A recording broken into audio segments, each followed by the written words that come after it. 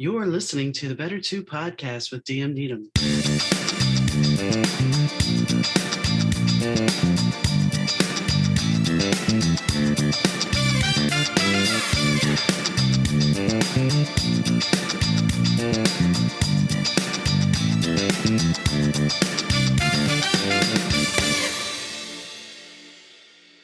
Hi, gang. Donna here. Today, I have the pleasure of sitting down with Amy White. She is a holistic nutritionist and functional nutritionist and lifestyle practitioner. We sit down and discuss how, when she was in her late 30s, early 40s, that she realized she needed to make some changes. She loved having a cupcake, and that was her go-to as a treat. But something told her she needed to make some changes because her body was telling her, hey, we need to do something different. That's when she decided that she needed to start looking at things. Then when her daughter had a health crisis, she really took the bull by the horns. This episode of the Better 2 podcast is brought to you by Kitty Mystic and DM Needham, author of My Days with the Dark Muse, as well as Love is Worth Waiting For. Hi, Amy. How are you doing today? I'm doing great, Donna. How are you? I'm doing good. I am doing good. So I have to ask, because I have your bio, of course. What made you decide to start taking your health seriously? And I know aging is a big thing for a lot of people. So what was your life like before you decided to grab the bull by the proverbial horns? I was in my late 30s and feeling like I'm a cliche. I'm one of those people. It's just all downhill from here. And I definitely wasn't liking that. I'm not somebody who tends to give up. You know, if I don't like an answer, I am going to keep working until I figure it out and it makes sense to me. So I was definitely at that place where everything was going in the wrong direction. I was puffy, I was achy, I was moody, I was uncomfortable. I was eating constantly because I was trying to fight this sort of, idea that my metabolism was shifting, and I was not pleasant to be around. It wasn't fun for me or anybody else. Was food always like a comfort thing for you? Not really. I've always liked to eat. I'm never somebody that's felt, compelled to deny myself, but I wouldn't say that I went to food for comfort if I was feeling sad or anything like that. However, thinking on it, by the time I got to my late 30s, I definitely liked my sugars. If you ask me, what's your favorite food? I would say cupcakes. Okay. So yeah, there was definitely a lot of that going on, but maybe I didn't think of it as comfort food. It was just, I like this, I'm going to eat it. It's okay. I can handle it.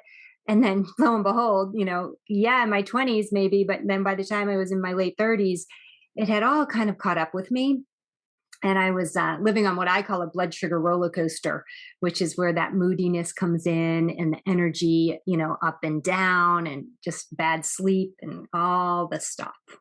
Oh, yeah. When I was in my late 30s, I would go to lunch. And of course, you're stress eating. So you go out for fast food, you have the burger, the shake, the fries, and then you come back to work. And about an hour and a half later, you're ready to take a nap.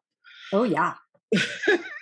And nobody really can explain it to you. They're just like, well, And they're already taking a nap too. They're like, I'm with you. Yeah. We should have naps. Exactly. So I always made sure I took my lunch. I would have lunch and then come back and have an hour to work and then go home. So I always take a late lunch. So you go through you're deciding, look, I don't want to be like this anymore. What did you do first? Did you start investigating? I mean, the internet is a wonderful place. Did you start investigating online? Did you read books? What made you push? It was kind of, so I'm in my mid 50s, so it was still early. I wasn't super good at Googling at that point, but I was learning, I was looking things up, but no, at that point, no, all I did was go, okay, I'm going to follow the food guidelines. Clearly, I'm just not doing it right. I'm going to listen to what everyone's telling me to do and what we're all supposed to do. And that's what I'm going to do. And I'm just going to get serious about it. And so I did. And I did that for a couple of years, and nothing got better. I would say things got worse because now I wasn't even having my cupcakes. So I was also just mean. I was just mad. Yeah. So nothing changed. I mean, I was still puffy. I was still uncomfortable. I was still sleeping terrible. I was moody. I was, I was and hungry all the time. So that was interesting because I'm like, no, this is supposed to work. I must be doing it wrong. I'm going to do it harder. I'm going to do it better. And that just wasn't working. And so honestly, I didn't figure me out. That wasn't what happened. What happened was my daughter had sort of a health issue. I say sort of because she basically had dealt with this since she was an infant, and I'm such a good mom. I didn't really start digging in until she was 16. I'm like, we should probably figure this out. So it was gut stuff. So we ended up going to a gastroenterologist and actually having that invasive scope done to see what was going on in there. And it was bad. I didn't realize what was entailed, but there was anesthesia, the hospital, and I was like, oh, I didn't know what we'd signed up for. But anyway, we did it. And I was in the recovery room with my daughter, and the gastro doc came in and she said, she's perfect. She's great. There's nothing wrong with her. And I thought, wow, really? Because nothing has changed since we first talked to you and we've been in here and doing this. Nothing. And she's like, yeah, no, she doesn't have reflux. Her esophagus is beautiful, which actually was good news because we've been told since she was a kid that she had reflux. So that was good news. And I'm like, okay. And then we're kind of like, huh? And then she starts to leave and she stops and she turns around and she said, oh, I mean, her small intestine is red and inflamed, but that's nothing. And then she left. And I thought, wow, that sort of seems like something to me. Yeah. Why would you even bring it up if it was nothing? But I knew zero. And I just sort of was like, I had no idea. It was the first time in my life I actually had no idea who to ask, like what to do next. I had nothing. And I was complaining. We were living in Chicago at the time. And I was complaining to my girlfriends. And one of my girlfriends said, well, you need to go talk to this nutritionist. And I'm like, I don't even know what that is, but I'm it. Whatever it takes, we'll do it. So we went and saw this nutritionist. And she was a holistic nutritionist. And she didn't really do anything. She basically told my daughter to stop eating gluten. And we were like, okay, whatever. So we left and went to Whole Foods and bought everything that said gluten-free, which I don't recommend doing. But that's, we didn't know. So that's what we did. And even just that tiny change made a difference. She felt better. And within a couple of weeks, some of the chronic stuff that she'd been dealing with, like dandruff, super stinky feet, excess kind of weight that she'd kind of been carrying around, gone. It was just like magical. And that's when I was just like, hold on, what is happening here? This is crazy. Since then, her diet's evolved and we've had to, she's done more things, but that really made a huge impact.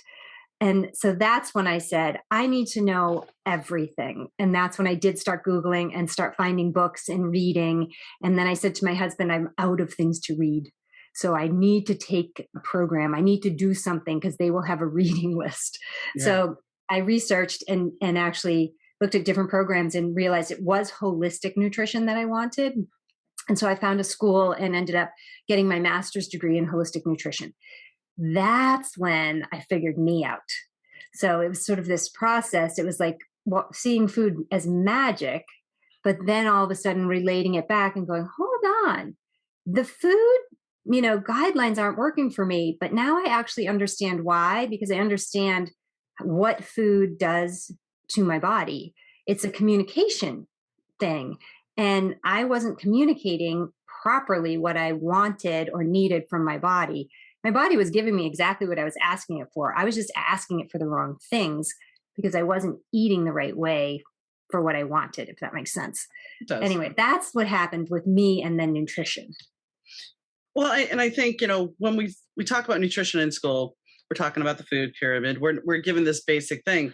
But even that, let's step back for a second. And you and I are around the same age. So I can easily say that we grew up with households that McDonald's was a luxury.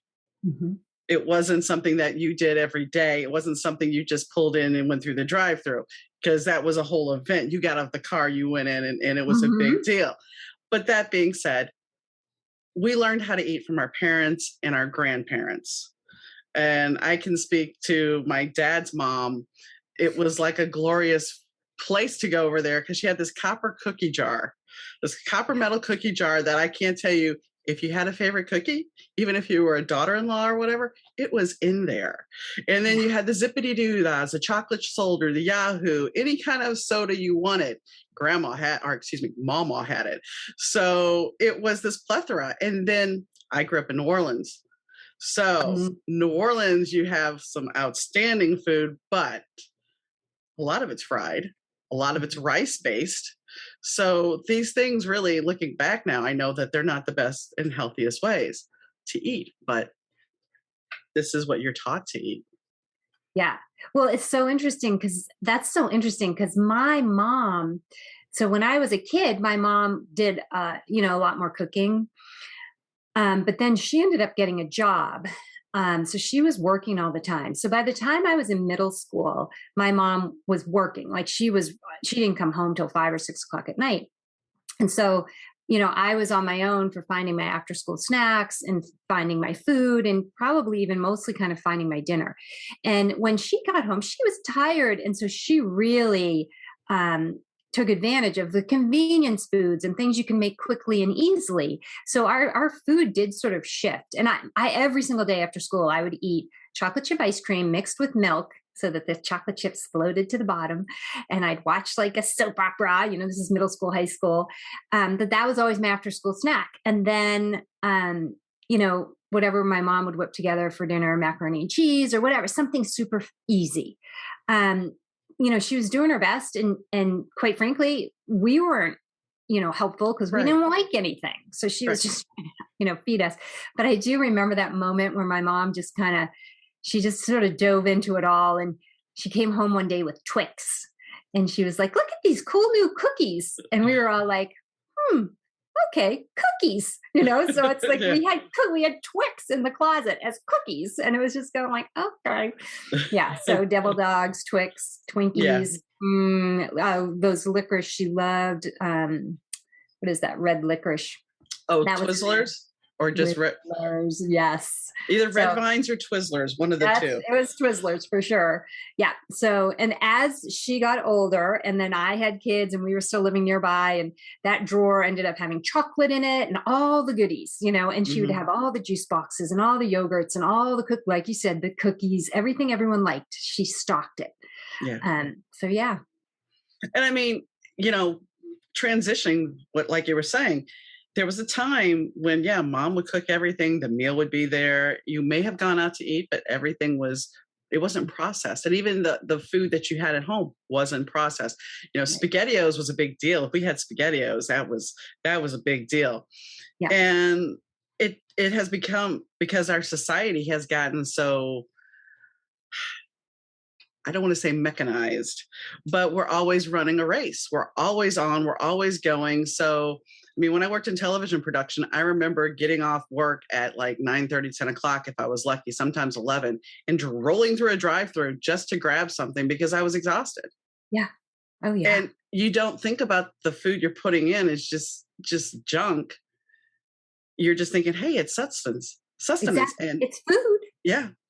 Yeah. So, I mean, I had a friend who was, I have a friend who's a lawyer and one of her kids was having some digestive issues. And I mentioned, maybe we should sort of look at what he's eating and the cereal and this. And she's like, our government is not going to let them put food on the shelves in the store that isn't good for us. And I just remember thinking, you're like one of the smartest people I know, and that scares me because for you to think that means pretty much probably everyone thinks that. And what I'm learning is that is not the case. It is not the case. So it was interesting.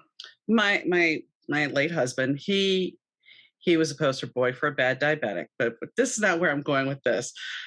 He was taking, I'll even name it, Prilosec. He was taking Prilosec. He had been on Prilosec for years. Now you see the disclaimer at the bottom, take no more than 14 days. But his doctors kept him on Prilosec for years. His kidneys finally started shutting down.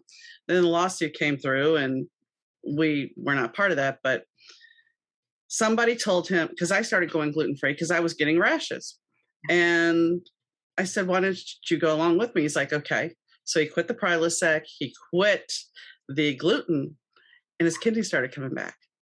However, eventually they ended up failing again because he's once again, there's the bread card. I want some bread. Okay, well, you have the bread. That's fine. Mm-hmm. So it was once again feeding the craving. And I can't knock it because at a certain point when your life is not that, your expectation of life is not that great, you're going to go ahead. I mean, my grandmother had diabetes and she was 76 years old and she wanted a strawberry shake. Right. I'm sorry. I love my grandmother. I love my grandmother dearly, but at a certain point in your life, it becomes quantity versus quality. Right. And so, yeah, I did her one better. I took her and got her a strawberry frappuccino. She had never had one before. And she was like, wow, this is really good. But, that's what you got to look at a certain point. If you're already at that point, then you have to live your life the best you can.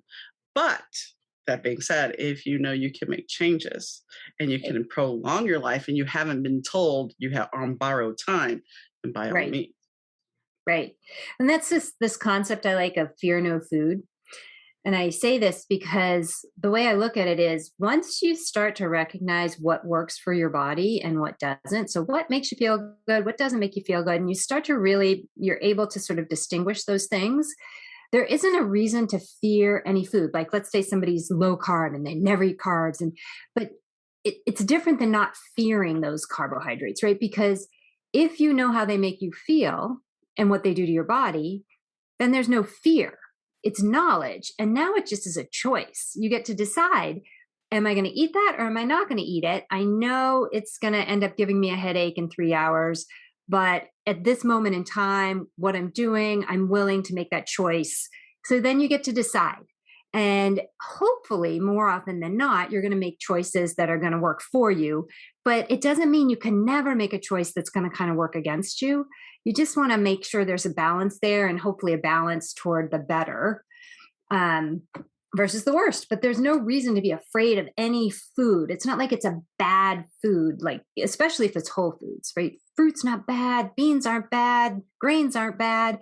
Just depends, dose dependent for the person. And then, of course, what works for you and doesn't work for you. If you're very gluten intolerant, then yeah, you want to stay away from gluten, but maybe you can enjoy other grains. Well, and here's the thing, is it the gluten that you're intolerant of, or is it how it's harvested?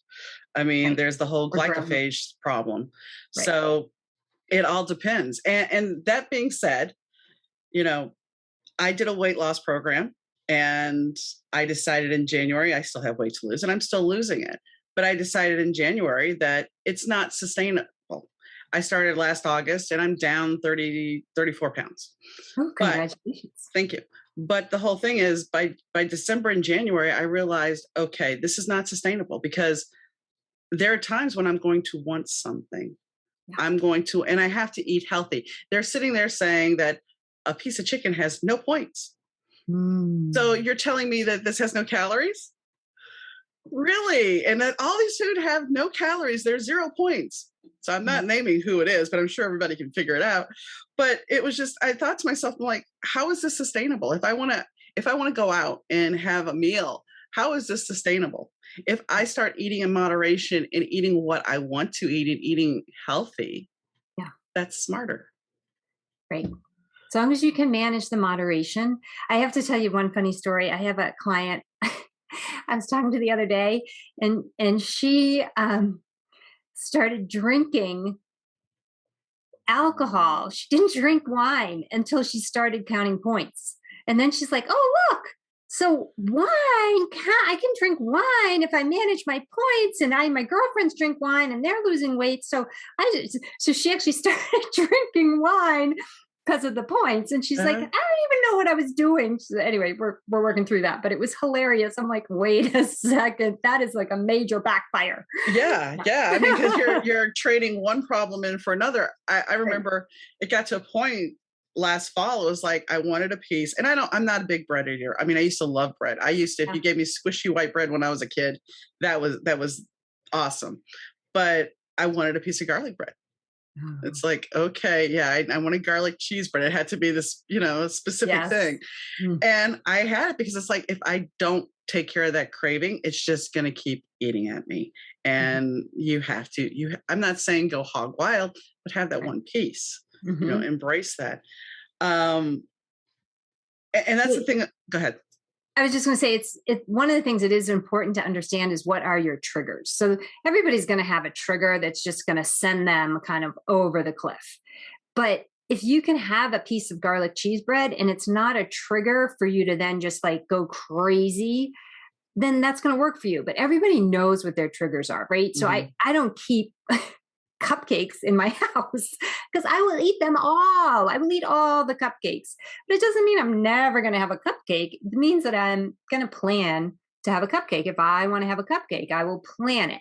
And I will know I have to go out and get a cupcake. But, for me deciding I want that cupcake to going to get that cupcake, there are all these moments of pause between here and there, which often can, distract you or change your mind about the cupcake. And if it doesn't, it doesn't. And you have it without regret. I planned it. I'm having it. I'm over it. But knowing there's certain things you don't want to keep in the house is not a bad thing either. So just last year my microwave broke and I could have replaced it, but I opted not to. And I have to say, it's interesting because a lot of the convenient meals now, they used to have conventional oven instructions on them. Not anymore. Not anymore. So it's like I've had to force myself to cook for myself and be more selective at what I'm making. Yeah. And plus it's healthier for the food. I mean, you're not nuking it to death. Correct. One thing I will share or talk about too is when I was 26, I was in college, and I remember the person said, I went to a dietitian. He's like, let's put you on a low-fat diet. Because that was the big fad in the 90s was the low-fat diet. That's what I grew up with, yes. Yeah. So you get on a low-fat diet, and I remember craving a quarter pounder with cheese. And they tasted different than they do now. But I mean, I was craving one. So I stopped and had one. And I will say I ate about half of it. Within a half hour, 15 minutes, half hour, I started with intestinal distress. And I had no idea why. And this is why I'm bringing up low-fat diets, because some people are like, oh yeah, low-fat diet's the awesome.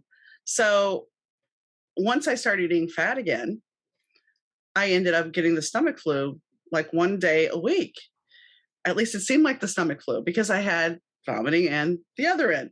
Right. And then it turned to 2 days a week. Oh. And then first it was once a month, then it was twice a month, and it just kept building. And then finally it was like almost every day.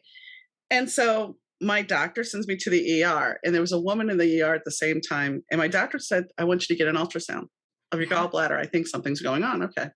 Well, there's a woman there that's pregnant at the same time, but she didn't know she was pregnant. And they were giving me the riot act. They sent me home. The hospital sent me home without doing anything. My doctor had a conniption because my liver levels were elevated. And it turned out I had one gallstone. One small gallstone. And that is a really bad problem with people going from, being overweight to going on a fat-free diet, because it can create the problem with gallstones. Most people that have gastric bypass end up, and I did not have gastric bypass. Yeah. Most people that have gastric bypass end up with gallbladder surgery. Not all, but most. Yeah. Yeah. So, that's a bad, that surgery does a job. I've had friends, my stepmother had it, and I watched my stepmother. She looked great. She lost weight, but I watched her because she liked her drinking too. But I watched her not only drink more, but when she would eat, she would end up purging. Oh, God. So I thought to myself, okay, so you had this surgery to get healthy. Yeah. But now you've traded for, I don't want to say an addiction for an addiction, but you've traded one problem for another problem. And I'm not saying some people that surgery does well, other people, they gain the weight back eventually. And you put your body through this whole trauma for what? Yeah. Oh, no. And you've completely changed your internal system. I mean, you basically aren't absorbing nutrients anymore. That you've completely shut this off. So it's a big deal. You have to be very careful about what you do after the surgery and how you're going to manage your nutrition, because you're just not going to get what you're supposed to get from food. I had a friend. I had a friend who had it, and initially, this was one of the early days of it. Initially, they only put 2 stitches for her intestines, and her intestines ended up getting twisted. Oh God. So they had to go back in and fix that. But now, we're talking almost 20 years after the surgery, and as you're saying, she can't absorb nutrients, and in fact, even because she's got a pain issue now, she can't take medication and really feel the effects of it. She has to take more and more because she can't feel the effects of it. It's not doing what it's supposed to. Right. And think about the nutrients. It's not, I mean, it's bone strength, it's bone health, it's skin health, it's organ health. There's a lot going on in there that we don't think about. But as we age, so important, like especially for women, your bones, so important.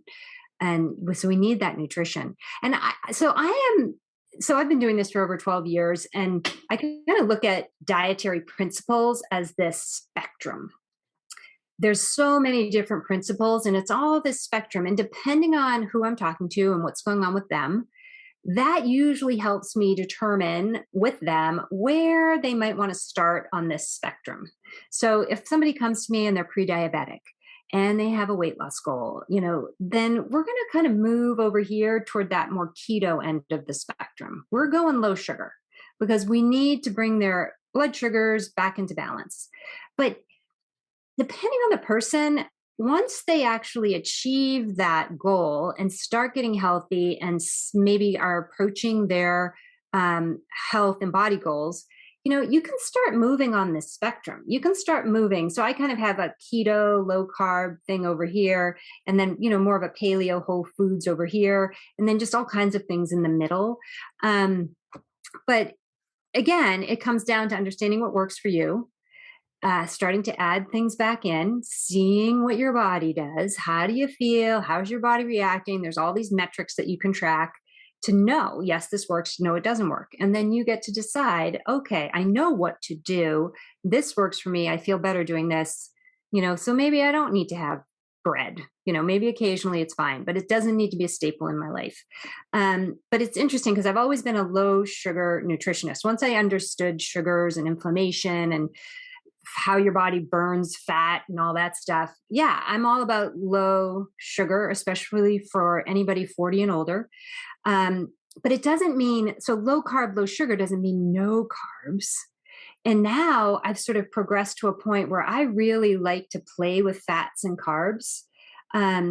It's a satiety issue. So feeling full and satisfied.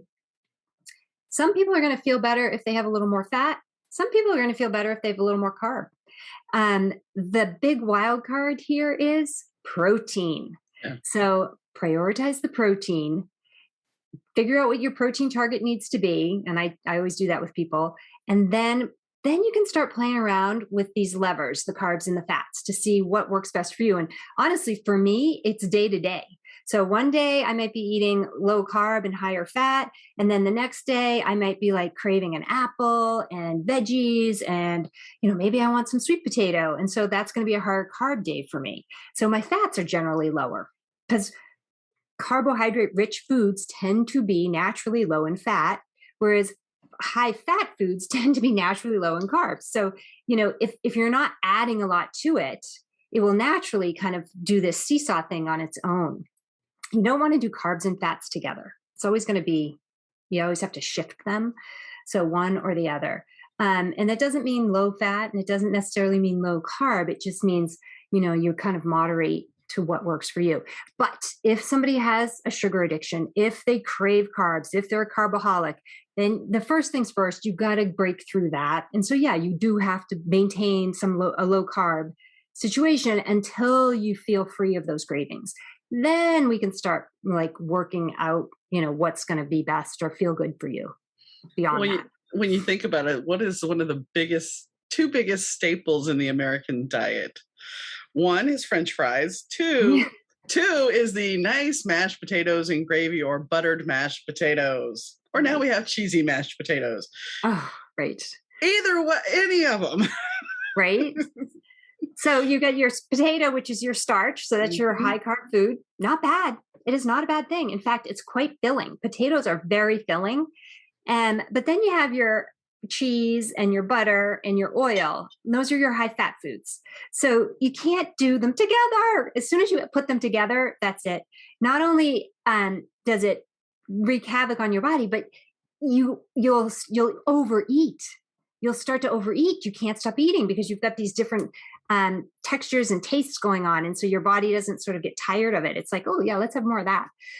It's difficult to not overeat when there's fat, sugars and salts all mixed together.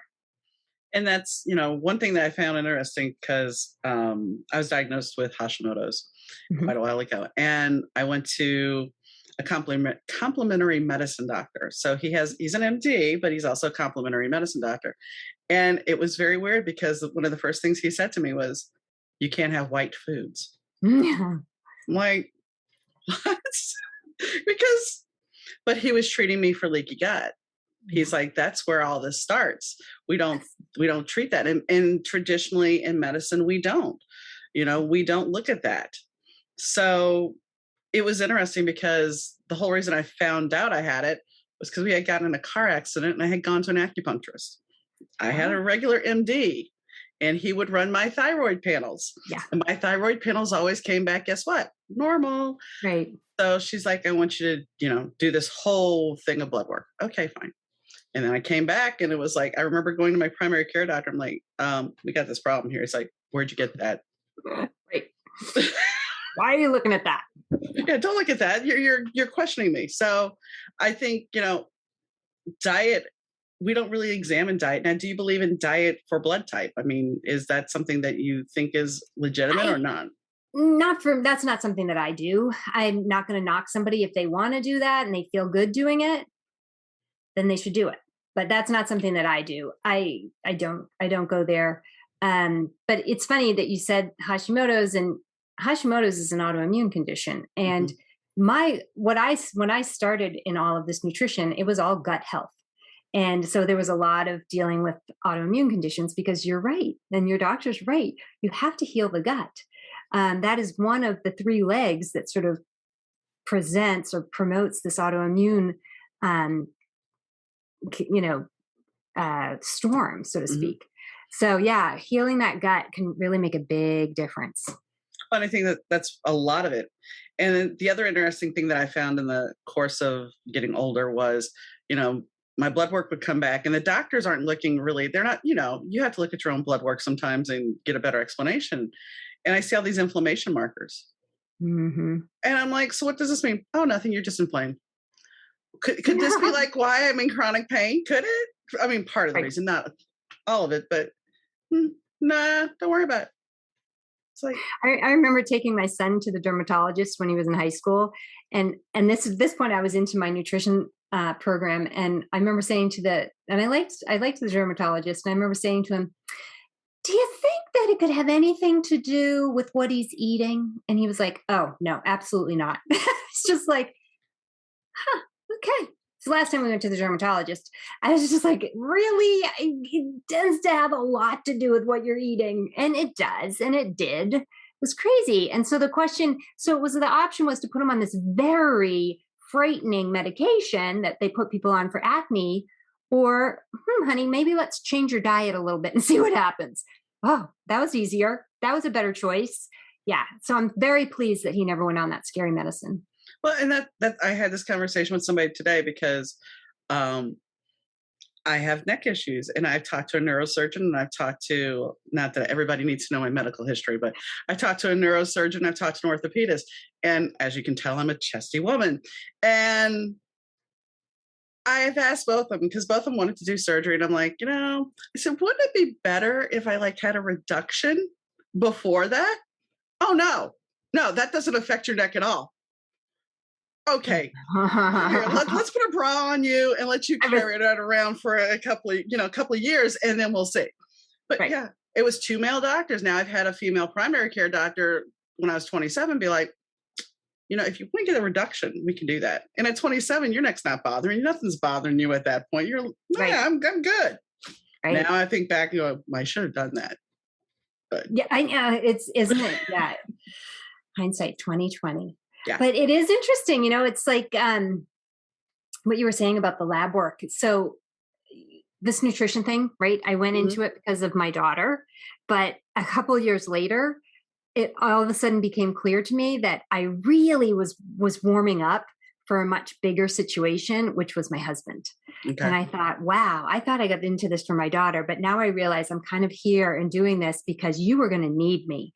And he just got really, really sick when we moved to California. And he was here a year before I got here. And I mean, like really sick. Like when I wasn't here, because we had a senior in high school. So I stayed in Chicago for a year. He said he'd leave the front door open. He told me this later. And he'd put a note on the bedside table in case, like, he died while he was sleeping, or he just had to call Oh, 911, or it was yeah. just that bad. So he couldn't breathe.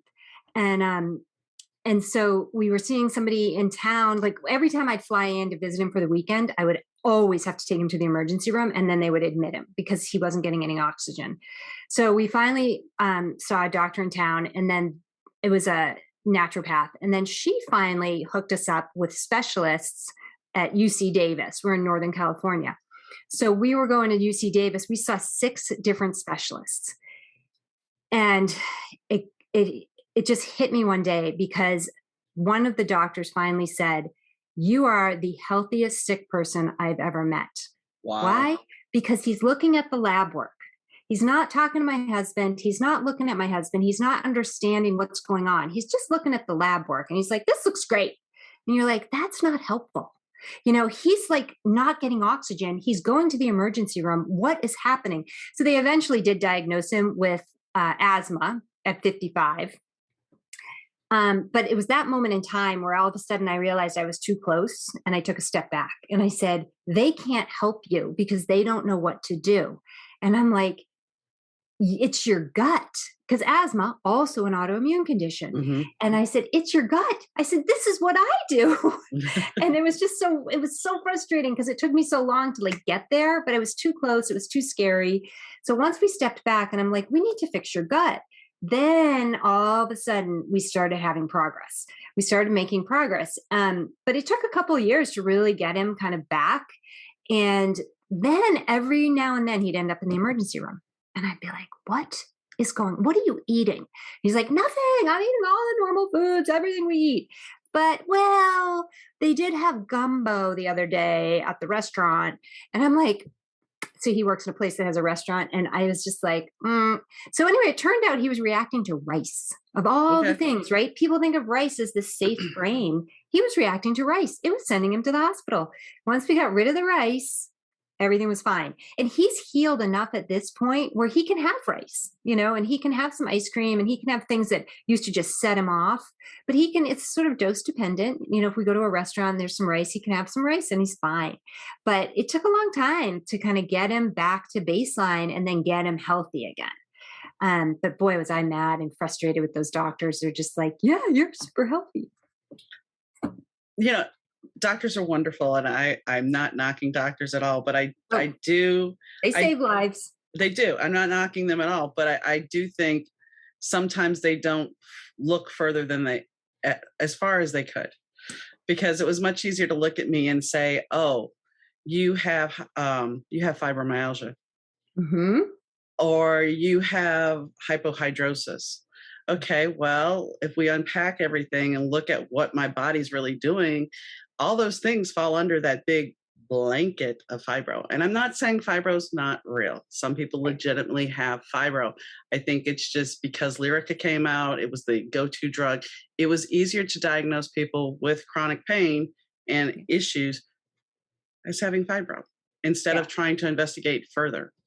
The inflammation. What's the root cause of the inflammation? It's kind of like going to the doctor and getting that diagnosis of IBS. It's like, okay, but what do I do about that? And the answer is they don't really tell you what to do about it. They're just like, you have IBS. You just have to deal with it, manage your symptoms. But no, it's not. There's something in there that's not working against your body. There's something that's not working for you, and it's causing the systemic inflammation. So we need to figure out what is it? Get it out, remove the offensive things, and see how your body heals itself. And if it can, um, you know, it's tricky and it's It is. frustrating to have a diagnosis but not know what to do with it, which is so interesting because one of the other things that I often see is Doctors don't run when they run labs, they don't look at insulin. They don't look at fasting insulin. You have to ask them to put that on the lab. And often they just will be like, why? I'm not going to, you don't need that. It's not an expensive test, but you can have high fasting insulin for 15 to 20 years before your blood sugar looks wonky. So you can know that you're on the path to prediabetes and diabetes early and correct what's happening. But they don't run the test because, and doctors will fully admit this, that they aren't trained in nutrition. So if they get a lab back and it shows high insulin, that's not something that they actually can kind of, most of them can't, coach you on what to do about that, how to fix your high insulin levels, so it's just not a useful test for them. Well, it's just like we're only going to pull certain thyroid tests. We're not going to pull all the thyroid tests. So therefore, if you come back in the normal parameters on these 2 tests, then your thyroid is okay. But one of the most undiagnosed conditions right now in this country is thyroid issues. Yeah. And to top that off, there was I have allergies, so I can only take certain thyroid medications. I can't take the synthetic ones. And so I had one that's been on the market for 100 years. And guess what? Last year it was recalled because it was a natural one. And well, now it has to have FDA approval. So they just pulled it off the market, leaving whoever, which was a lot of us, taking it high and dry. Yeah. So, now I have a compound, but it's just one of those things where it's like, so now it has to go through all the ramifications of being tested. Yeah. I also take thyroid medicine, and I also get mine from a compounding pharmacist. Yeah. But your insurance doesn't cover it. At least mine doesn't. So it's like, it's one of those things. Yeah. But my insurance didn't cover my nature one. Now, if I wanted the synthetic one, it would have covered that. It does. You're right. It's very frustrating. But once again, what are you putting in, what are you putting in your body, and how does it make you feel? And that's what you have to look at. It's, with the chronic pain, the doctor's like, oh, well, here's some Flexeril, here's some Vicodin.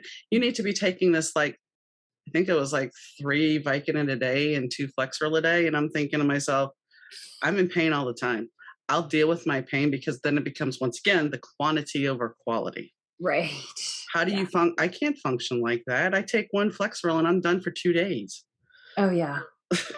No, yeah. I can't take any of that pain medicine. I'm incredibly loopy. And I don't like that feeling of being like, when I can't reel it in, I'm no good. Like, I'm like, make it stop now. And so when you wake up and you still feel like you're hung over for 2 days, it's like, this is not for me. It's not, and it doesn't make the pain feel any better. You just feel foggy. Yeah. Yeah. It's weird. I'm not, I can see how you can get addicted to it, because if it does help the pain, then of course it's a relief. It's this great thing, and you do feel better. But I'm somebody who would never get to that point, because I just can't take it. Well, and let's, I'll talk about this real quick, because the other day I was going through my husband's nightstand, and we had gotten in a car accident in 2012 and 2017. This was before the big mandate about prescription drugs.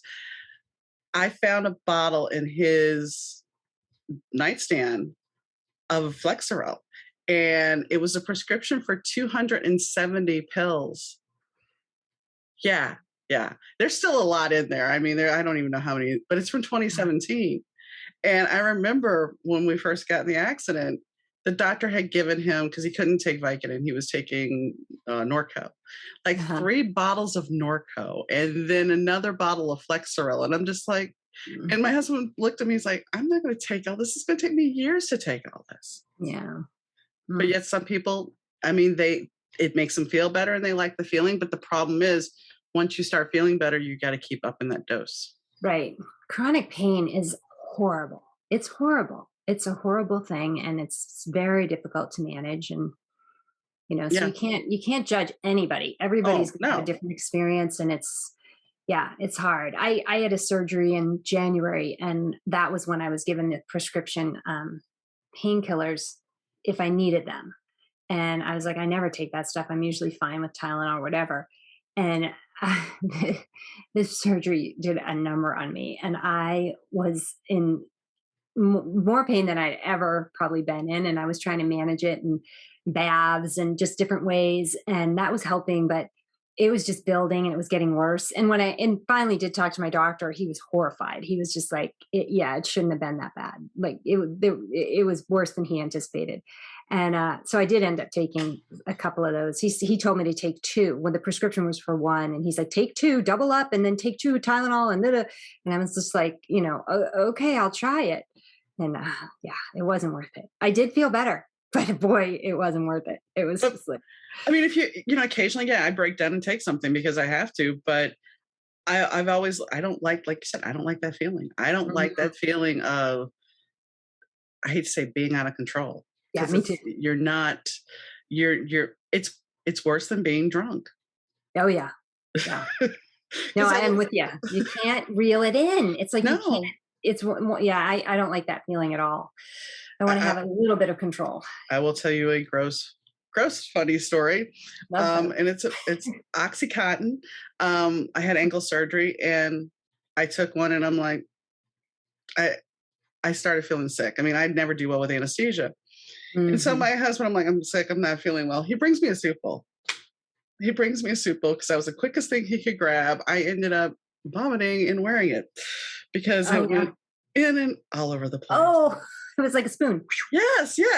Yeah. So, yes, this is a moment I'm not proud of. And most likely people are like, well, you shouldn't do this. My husband thought I was being a wuss. He's like, actually, that's no problem. I've never taken it. I won't have a problem. So he was hurting one day and he says, I'll take your Oxy. I'm like, okay, I only had one other pill. Okay. He takes it. We get in the car. We always carried a Ziploc bag in the car. And I recommend anybody who has stomach problems, carry a Ziploc bag in the car. We get about maybe a mile and a half away from home. And he's like, I'm not feeling so good. I'm like, what do you mean you're not feeling so good? Yeah. It came back and he had to use that plastic bag because I wasn't such a wuss. Yeah. Oh, and that's for me. I don't like being out of control, but it also makes me nauseous. Mm-hmm. And I'll do anything not to feel nauseous. Now, the funny thing, my 89-year-old grandmother could take them without a problem. It's not funny. I'm like, how is this possible? Right. Oh my God. That's so interesting. Now that we get off on this really weird topic. So anyway, so what were you doing as far as an occupation before this? So I had been I was doing web design and graphic design. So I was doing that kind of stuff. So actually I was doing graphic design. Then I had my children. And so then I ended up having to stay home with them, or I had the luxury of staying home with them because I had to take them to school and stuff. But I got tired of not doing. So that's when I started my web design company. So I was like, oh, I can do this from home. So then I started designing websites and doing that, which was super fun. And then we moved to Chicago, and then everything changed. So that was another moment in time where it was just like, I'd always lived kind of where I grew up. So I grew up outside of Boston. And then when my husband and I got together, I said, we can move anywhere you want, but we can't move to the town I grew up in. So naturally, we bought a house in the town I grew up in. And, in retrospect, it worked out beautifully. My mom was 5 miles away. My sister and her husband were there, my brother and his wife. So it was fun. And my kids kind of grew up in a village, which was great. But then when they were in high school, my husband retired. So he had it was this quality of life thing. Mm-hmm. We were just basically living the dream. Kind of everything was grosy. We just finished doing this huge addition on our house with blah, blah, blah. And you know what? I was so unhappy. I was upstairs in the living room. Our house was upside down. So the living was upstairs and the bedrooms were downstairs.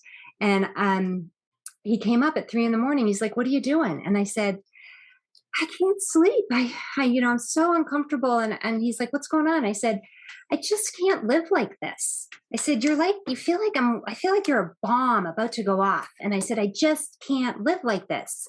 And I said, so I don't know, we need to do something, or we're going to have to get divorced because I can't live like this. Wow, okay. And we've been married, at this point, I think we've been married 17 years. And so I kind of threw that out there knowing we're going to figure it out.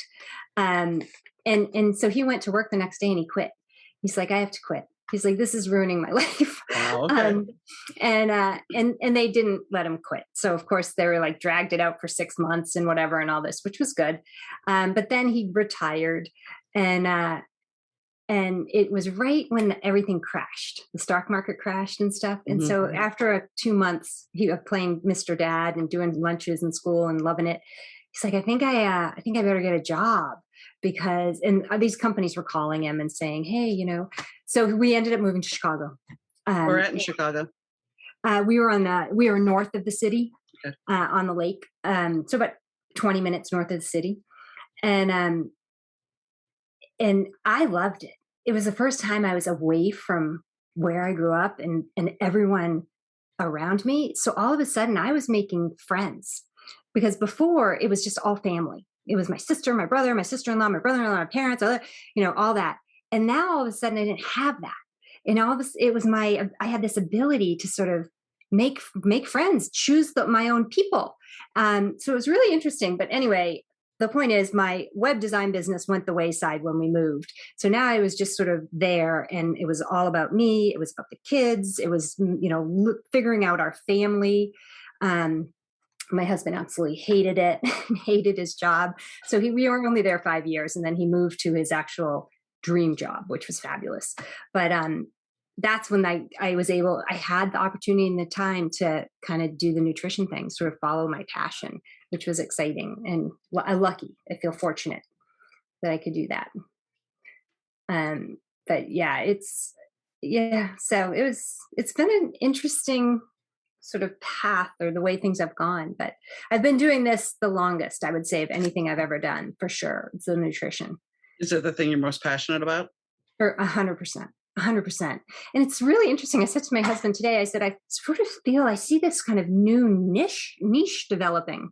I've had these older women in their late 60s calling, because they're healthy, they're active, they want to stay fit, they want to figure out what they can do to maintain their lean muscle mass and maintain their mobility and their active lifestyle, and just age really well. And I'm like, this is like my sweet spot. I love this. Because they really want to understand, what does protein mean? How can I incorporate that into my life? How much do I need? What do I need to do? What else in my diet should we investigate in terms of inflammation and that kind of stuff? And so it's really fun working with these really healthy women who are so interested in just doing better. Yeah. And I am a huge proponent of protein. So that's like my favorite thing, is to dial protein in for people and then figure out how to hit that protein mark. Like what can we do to be creative so you can get the protein that your body's needing? Because as we age, we need more protein. So and pretty much everybody that I work with is not eating enough protein. Well, here's an interesting thing that I don't know if you'll find it interesting or not. I read cards. I read tarot cards. And when I used to work, when I used to work events, about 3 or 4, maybe 5 readings in, it's a lot of energy you expend doing this. And I know that seems ridiculous for some, but I would end up having, I had one of my teachers tell me a long time ago, she's like, when you're doing readings, doing an event, make sure you pack cheese or chicken, some kind of protein to keep you going. So I would do that. And, my husband would always get after me, you need to eat something, because the worst was, I did 16 readings one time, back to back to back. And he's like, you need to stop. And you do at a certain point realize I have to stop and take a break. Yeah. And of course, people aren't always happy about that. But yeah, so I get the protein aspect of it, because you have to. It's just as you can get quick fuel from carbs, you can get quick fuel from protein. Right. Well, the protein's it's longer, right? It takes us longer to burn through it. So it's more sustainable. But it also gives you all the building blocks you need for everything that you're made out of. So I'm a low sugar nutritionist, but I feel like I'm even more of a protein proponent at this point. Yeah. It's very interesting how it all works. So I definitely would say that this was a better 2 opportunity for you, that you don't regret going in studying. Oh my gosh, no. And I continue to. I can't help myself. I continue to take, do more programs and go to more conferences. And I mean, my husband thinks I have an Amazon problem with all my books, which he's not wrong. But yeah, I can't help it. It's just something and I devour because I'm so interested. And the more I'm reading and the more people I talk to, the more things slide together. And I'm just like, oh, hold on. I read this and I'm getting better at being able to manage my notes so that I can actually find things and put them together. But it's amazing how it all fits. My mother-in-law, when she passed, she had books upon books upon books, and you find old ads in them from the newspaper because she bookmarked everything, and she was always trying to keep up with things health-wise, always. So I understand that completely. So where do you see yourself maybe in about 5 years? Interestingly enough, I see myself working more because my husband is going to retire. And I'm like, okay, hold on. You're going to retire. I'm going to want to retire. But I actually think I'm going to be working a lot more, not because I have to, but because I think I'm just really finding my niche and things are really ramping up and it's so fun. So I think I'm going to be busy and working. So it'll be interesting, and it'll be all nutrition still. And maybe it will, be this focus with older people and myself included, and prioritizing our protein and making sure we have all that lean muscle for healthy longevity. Go ahead. I was just going to say, my husband was talking about retiring, and I looked at him the other day and I said, I don't see us slowing down in our 70s or even our 80s. And he said, yeah, no, I don't either. And I'm like, okay, so I don't know how we figure out the budget because we're not really going to be changing much. I was going to say that, the funny thing in this, I would say part of this is nutrition. Part of it is the way we dress and our hairstyles. There's a meme floating around about how come Gen X is aging differently, or a video on TikTok. And it's like they're showing these people from the 70s with the bouffant hair and the polyester clothes. And I'm like, well, a lot has to do with the way those people dressed. Sure. But I also think it also has to do with taking care of yourself. Oh, and all the Instagram filters. Yes.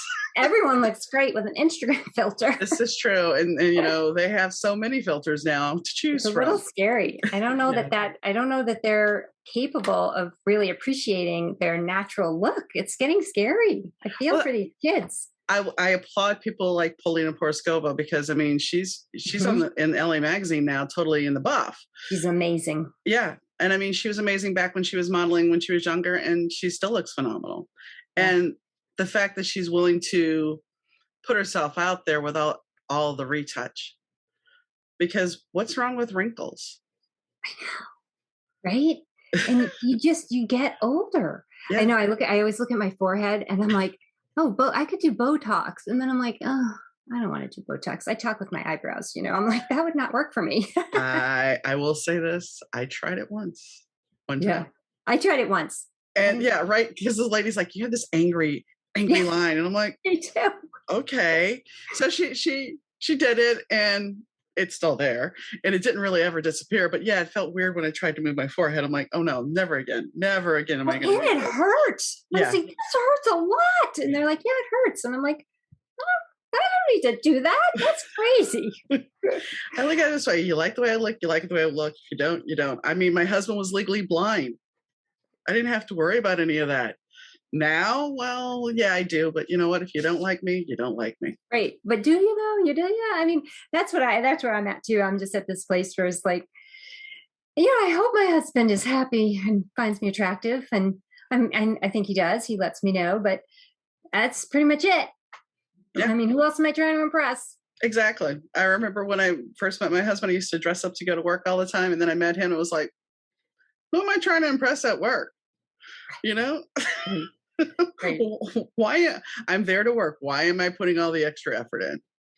Yeah. So I appreciate your time and chatting, and I hope and wish you much success. Well, thank you so much. It was really my pleasure being here, and thank you so much for having me. Thanks, guys, for tuning in to the Better 2 podcast. Your listenership is greatly appreciated. If you like what you hear, remember to hit subscribe. We also have our videos on YouTube. They're usually posted the same day as the podcast, and you should check it out. If you have a question or you would like to be a guest on the show, please drop me an email, and I'll be glad to talk to you about it. The email is Dauna, D-A-U-N-A, at thebetter2podcast.com. Thanks again for tuning in, and catch you next time.